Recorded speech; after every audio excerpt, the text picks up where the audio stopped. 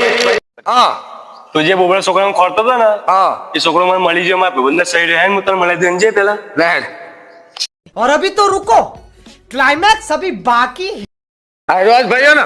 આઈ રહ્યો હારું તું એક કામ કર તું જા હું મારી રીતે વાત કરું ભાઈ એક 500 રૂપિયા પડ્યો તો નહીં યાર કાલ હવે તને હું પાછા આપી દઈએ યાર મારે બહુ જરૂરી કોમ યાર હાલ નહીં યાર હોય તો હા